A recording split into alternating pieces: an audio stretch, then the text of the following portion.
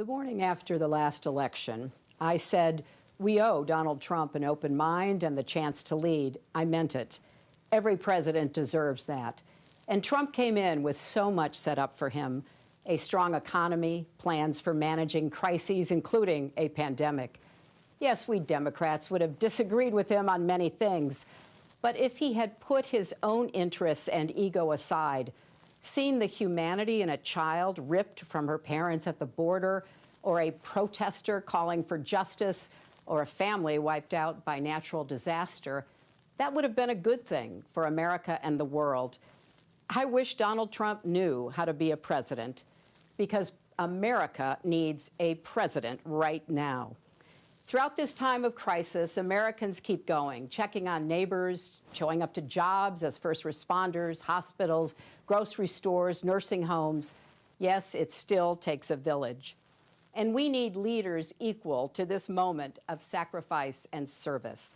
We need Joe Biden and Kamala Harris. Everyone has a story about Joe's caring and empathy.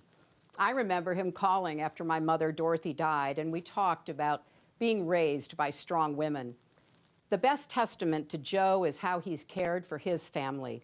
And how great is it that Dr. Jill Biden plans to keep teaching as First Lady. And Joe picked the right partner in Kamala. She's relentless in the pursuit of justice and equity, and she's kind. When her press secretary, Tyrone Gale, was dying of cancer, she dropped everything to be with him in his final moments. I know something about the slings and arrows she'll face, and believe me, this former district attorney and attorney general can handle them all. So this is the team to pull our nation back from the brink. But they can't do it without us. For 4 years, people have told me, I didn't realize how dangerous he was. I wish I could do it all over. Or worst, I should have voted. Look, this can't be another woulda, coulda, shoulda election. If you vote by mail, request your ballot now and send it back right away. If you vote in person, do it early. Become a poll worker. Most of all, no matter what, vote. As Michelle Obama and Bernie Sanders warned us, if Trump is reelected, things will get even worse. That's why we need unity now more than ever. Remember back in 2016 when Trump asked, what do you have to lose? Well, now we know. Our health care, our jobs, our loved ones, our leadership in the world, and even our post office. But let's set our sights higher than getting one man out of the White House. Joe Biden and Kamala Harris are going to give us so much to vote for. Let's vote for the jobs that Joe's plan will create: clean energy jobs to fight climate change, caregiving jobs with living wages. Vote for emergency relief that lifts small businesses and saves hardworking people from foreclosures and evictions. It's wrong that billionaires got $400 billion richer during the pandemic, while millions lost their $600 a week in extra unemployment.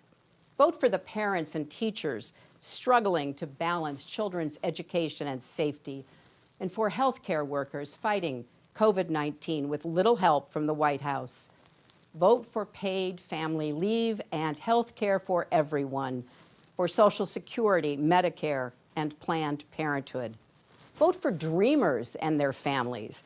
Vote for law enforcement purged of racial bias that keeps all our streets safe. Vote for justice for George Floyd, Breonna Taylor, and Ahmaud Arbery, because Black lives matter. Vote for honest elections so we, not a foreign adversary, choose our president. Vote for the diverse, hopeful America we saw in last night's roll call.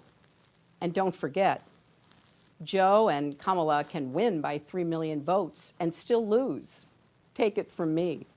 So we need numbers overwhelming so Trump can't sneak or steal his way to victory. Text VOTE 30330 to get started. 100 years ago yesterday, the 19th Amendment to the Constitution was ratified. It took 7 decades of suffragists marching, picketing, and going to jail to push us closer to a more perfect union. 55 years ago, John Lewis marched and bled in Selma because that work was unfinished. Tonight, I'm thinking of the girls and boys who see themselves in America's future because of Kamala Harris, a Black woman, the daughter of Jamaican and Indian immigrants, and our nominee for vice president.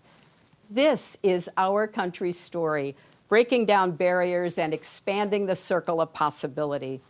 And to the young people watching, don't give up on America. Despite our flaws and problems, we've come so far. We can still be a more just, equal country with opportunities previous generations could never have imagined. There's a lot of heartbreak in America now. And the truth is, many things were broken before the pandemic.